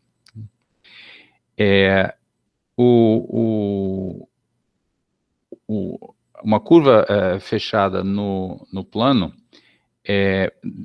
determina dois domínios, um domínio limitado, que é o lado de dentro da curva, e o lado de fora, tá? Esse é um fato intuitivamente óbvio, de modo que demorou anos para que as pessoas percebessem que precisava ser provado. Eu creio que a primeira pessoa a apontar que esse enunciado seria bom ter uma prova, foi Bolzano. E a prova foi dada, a primeira prova foi dada pelo Jordan. E depois, uma história incrível, foi publicado algum tempo depois um artigo, esqueci o nome do autor agora, afirmando que a prova do Jordan estava errada, estava incompleta, e dando uma prova que foi aceita durante décadas e décadas como a prova correta. E a gente sempre comentava, o Jordan achou que tinha aprovado, mas a prova dele estava errada. Bom, resulta que quando finalmente alguém foi olhar com cuidado a prova do Jordan, ela estava correta mesmo, e a afirmação do outro artigo não procedia. Então, esse teorema merece ser chamado teorema do Jordan, foi ele o primeiro que provou. Então, o fato de qualquer curva fechada sem autointerseções, qualquer curva simples fechada no plano, determina dois domínios, o domínio limitado que a gente chama o lado de dentro e o domínio ilimitado que a gente chama o lado de fora. E o enunciado aqui é que se você tem um campo de vetores no plano com uma curva fechada, o domínio limitado, no domínio limitado aqui dentro, há necessariamente um ponto, como esse ponto verde que eu vou marcar, há necessariamente um ponto onde o campo de vetores se anula. Quer dizer, você não pode preencher o interior com trajetórias regulares, não pode preencher o interior com trajetórias regulares, existe necessariamente algum ponto onde o vetor, o campo de vetores, vamos chamar x, desse ponto é igual a zero. Então, a prova dessa proposição está, módulo fatos de equações diferenciais, está na página 62 da quarta edição do livro. E um teorema ainda mais famoso que esses aqui, o teorema enunciado por Poincaré, que diz que todo o campo de vetores, se você considerar na esfera vetores que são tangentes à esfera, quer dizer, em cada ponto você coloca um vetor tangente à esfera nesse ponto, tá? Necessariamente existe algum ponto na esfera onde o vetor tem que se anular. Você não pode colocar um vetor tangente a cada ponto da esfera, sendo o vetor não nulo de maneira contínua, evidentemente, sendo o vetor não nulo em todos os pontos. Isso também tem várias interpretações pictóricas, esse teorema. A minha favorita é que se você pensar que esse vetor representa a velocidade, o movimento da atmosfera, o vento, né? Se você pensar que o vetor indica a direção e intensidade do vento, o teorema de Poincaré diz que em qualquer momento na superfície da Terra existe algum ponto onde não há vento absolutamente nenhum, soprando em nenhuma direção. O vento tem intensidade zero. Claro que essas representações pictóricas do teorema presumem as hipóteses do teorema, né? Esse é um teorema para campos contínuos de vetores tangentes à esfera. O vento não é exatamente tangente à esfera, pode ter inclinação, e também é um pouquinho discutível se ele deve ser considerado contínuo sobre a superfície da Terra. Nós fizemos essas suposições simplificadoras, é isso que diz o enunciado do teorema. Qualquer campo de vetores contínuo na esfera S2 tem que ter algum ponto onde contínuo, tem que ter algum ponto onde ele se anula. Tá bom? Então, quem estiver interessado pode olhar a prova. A prova usa ideias semelhantes às que nós temos desenvolvido aqui, mais fatos sobre equações diferenciais. Muito bem, vamos fazer uma última aplicação direta dessa teoria, que nos permitiu calcular o grupo fundamental do círculo para definir um conceito importante, que é o conceito de número de voltas de uma curva fechada. Tá? Então, a gente vai considerar curvas fechadas no plano. Vamos considerar o plano e uma curva qualquer. Então, definida no intervalo S0 e S1, é uma curva, é um caminho fechado. Então, o S0 tem o mesmo é a mesma imagem que o S1. Eu vou representar aqui um exemplo. Vamos também considerar um ponto P no plano, por exemplo, esse ponto azul que eu estou marcando aqui, ponto P. E vamos supor, então, que o caminho C evita o ponto P. Quer dizer, a imagem não passa pelo ponto P, tá? Então, vou tentar desenhar aqui uma possível imagem para esse caminho, digamos que seja assim. Tá? Observem que eu não estou supondo que o caminho é simples, ele pode ter autointerseções, em geral tem autointerseções, o que... Vou tentar fazer um mais bonito aqui, dando mais voltas aqui em particular. Pode ter autointerseções, o que é importante é que seja contínuo, fechado, e que evite o ponto P, tá? A imagem dele está no plano menos o ponto. Associado a esse caminho, eu vou definir um caminho no círculo, dado da seguinte forma. Você simplesmente pega, para cada momento S, você pega o vetor que vai... de P até o ponto C de S, vai de P até C de S, aqui é um ponto genérico C de S do caminho, você considera esse vetor, e tal como a gente... o ponto P pode ser exterior. Aliás, Cleison, aqui não faz nem muito sentido falar em interior e exterior, porque o teorema de Jordan não se aplica, tá? Eu não estou supondo que o caminho é simples, então, mas pode ser qualquer ponto, tá? Em particular, o caminho P poderia perfeitamente estar aqui. Não faz diferença. Tá bom? E a gente associa ao caminho C um novo caminho, mas dessa vez no círculo, o caminho A no círculo, que é definido assim. Você considera esse vetor que eu marquei em verde, que vai de P até C de S, e você divide pela norma dele. É o que está escrito aqui. A de S é C de S menos P dividido pela norma. C de S menos P representa o vetor que vai de P até C de S. Tá? Esse vetorzinho verde que está aí. Tá? O caminho C, eu estou supondo que é um caminho fechado. Tá? Isso é fundamental. São essas hipóteses sobre o C. É um caminho, portanto é contínuo, é fechado e a imagem evita o ponto P. Tá? Então, dessa forma, eu obtenho um caminho A no círculo. Tá? O inicial é no plano menos um ponto. O novo caminho A é um caminho no círculo fechado. De acordo? Então, estamos no nosso quintal, estamos com o tipo de objetos que a gente vem trabalhando até agora. Caminho fechado no círculo.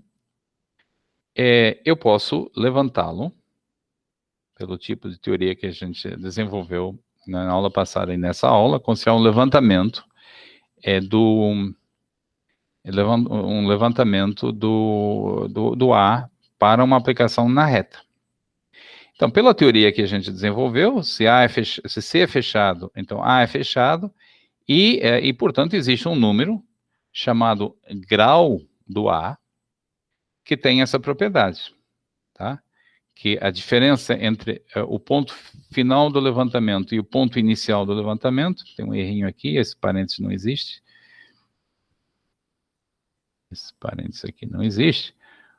A diferença entre o ponto final do levantamento e o ponto inicial do levantamento é um múltiplo inteiro, é 2π, múltiplo inteiro é 2π, é 2π vezes o grau do A. Esse grau, neste contexto aqui, a gente representa por n de Cp, uma vez que o caminho A foi construído a partir do caminho C e do ponto P, o grau do A é uma função do caminho C e do ponto P. E esse número, que é o grau do caminho A definido dessa forma, é chamado número de voltas do C em torno do P. Tá? Então, por exemplo, vamos ver se vocês...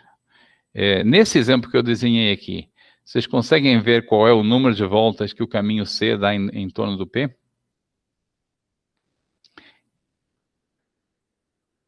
Vou deixar que vocês pensem um pouquinho e depois eu vou dar a resposta. Vou deixar vocês pensarem um pouquinho. Quantas voltas esse caminho dá, esse caminho C que eu representei, dá em torno do P? O Caio sugeriu 3 voltas. É a resposta correta. Vamos ver. Eu vou percorrer o caminho C e vou pedir que vocês mentalmente pensem no A. O A corresponde a normalizar o C, a dividir esse vetor verde pela sua norma. Então, eu começo aqui, começo, por exemplo, aqui, tá? E vou percorrendo C. Ao fazer isso, na hora que eu chego aqui, o vetor, o caminho A fechou. O C não fecha, mas como o A o C normalizado, o C é dividido pela norma, na hora que eu volto aqui, eu, no círculo, estou no mesmo lugar. O vetor normalizado é o mesmo. Aí eu continuo, então dei uma volta. Continuo. Na hora que eu passo aqui, de novo, o A fechou outra vez, deu segunda volta. E aí, com mais um passeinho, eu fecho a terceira volta. O grau do caminho A é 3, o número de voltas do C em torno do P é 3. E 3 em sentido anti-horário, portanto 3 positivo. Se você trocar essa seta aqui, se inverter essa seta, o caminho troca o sinal. Tá?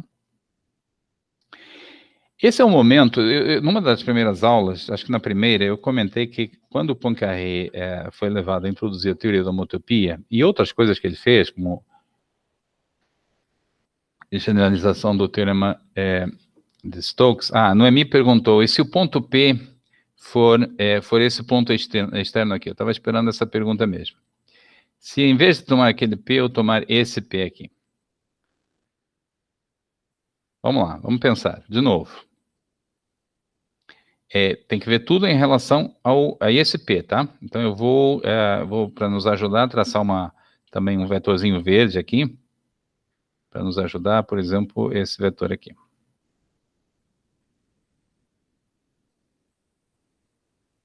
Tá bom?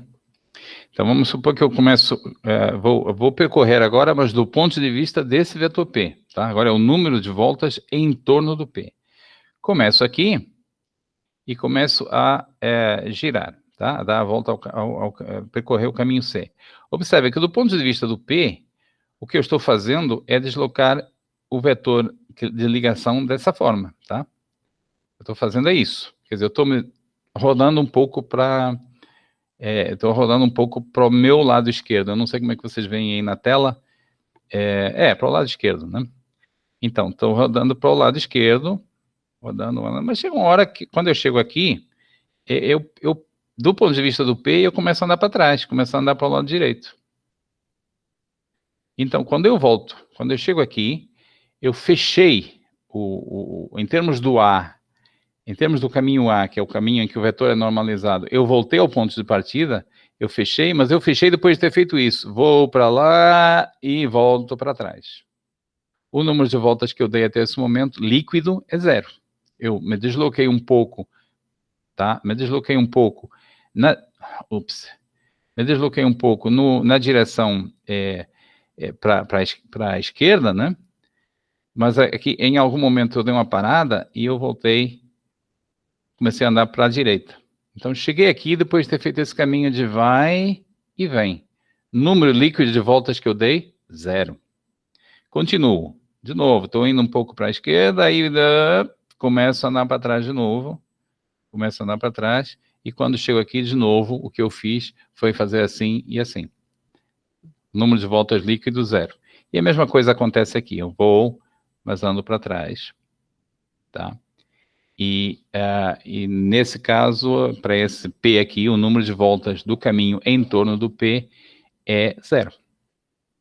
Tá? O número de voltas do caminho em torno do P é 0. O A é um caminho, no círculo é um caminho que faz assim, vai, depois muda de ideia, começa a andar para trás. E depois vai um pouco e volta para trás. E não chega a dar nenhuma volta. O caminho A, nesse caso, não é subjetivo, ele não percorre o círculo todo. E isso basta para que o grau dele seja 0. Tá? Então, para esse P aqui, o NCP, para esse P aqui, o NCP é igual a 0. Para esse aqui, o NCP é igual a 3. Tá bom? Não, então, eu estava dizendo, na primeira aula, eu comentei que uma das motivações do Poincaré para desenvolver não só a teoria de homotopia, mas também a teoria de formas diferenciais, que depois acabaria levando à cohomologia, foi generalizar o teorema dos resíduos de Cauchy. E, de fato, o teorema de Cauchy é o primeiro lugar, historicamente, é o primeiro lugar em matemática onde essa ideia de número de voltas aparece. Quando você faz integrais de funções de variável complexa, você naturalmente integra ao longo de caminhos. Integrais de funções reais, você integra sobre um intervalo, muito sem graça. Mas para funções de variável complexa, você integra ao longo de caminhos, e isso... E você naturalmente, o valor da integral acaba dependendo, se você pega um caminho fechado, acaba dependendo do número de voltas que o caminho dá em torno, seja de um zero da função ou de um polo da função de variável complexa. Tá? Então, essa noção, na sua origem, está lá no teorema dos resíduos de Cauchy. Bom, eu acho que eu vou parar por aqui, porque já falamos muita coisa hoje, eu vou dando uma parada. Não, eu vou enunciar essa proposição aqui, mas eu não vou prová-la não, porque a prova é um pouco... Nós já provamos hoje uma proposição com bastante detalhe. Essa de certa forma, semelhante, com várias propriedades importantes da noção de número de voltas que um caminho dá em torno de um ponto. E então, nós retomaremos a próxima aula, então, na quinta-feira, dia 21, retomaremos exatamente nesse ponto, tá bom? Esse é um bom ponto para pararmos agora. Mais alguma pergunta que vocês gostariam de fazer?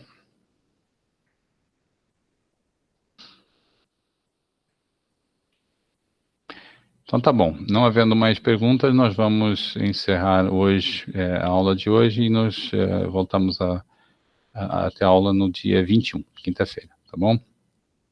Tchau, boa tarde para todos vocês.